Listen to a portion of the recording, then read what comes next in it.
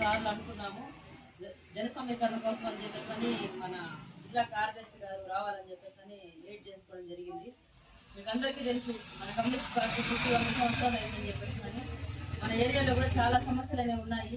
గతంలో కూడా శాఖా సమావేశం అనేది పెడితేనే మున్సిపల్ కమిషనర్ గారు కూడా స్పందించి మన సమస్యలు దోమలు ఎక్కువగా ఉన్నాయి ఏరియాలో, దానికి సంబంధించి కూడా మనం ఇక్కడ ప్రోగ్రామ్ జరిగింది. వెంటనే ఆ మరుసటి రోజే దోమలకి ఫాగింగ్ చేశారు ఇక్కడ.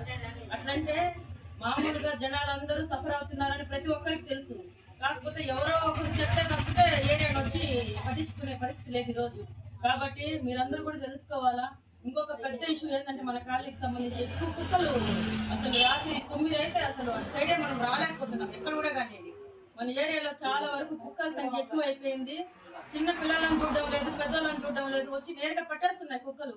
కాబట్టి ఈ సమస్య కూడా ఎక్కువగా ఉంది. కాబట్టి ఇప్పుడు మన వాళ్ళు లీడర్స్ అంతా ఇక్కడే ఉన్నారు.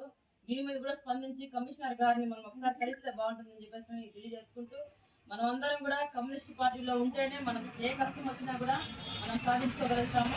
కాబట్టి మీరందరూ కూడా చాలా వరకు సీనియర్స్ ఉన్నారు ఇక్కడ, మీకందరికీ కూడా తెలిసే ఉంటుంది కమ్యూనిస్ట్ పార్టీ పోరాటాలు ఏంటి, కమ్యూనిస్ట్ పార్టీ పని పద్ధతి ఏంటని చెప్పేసి.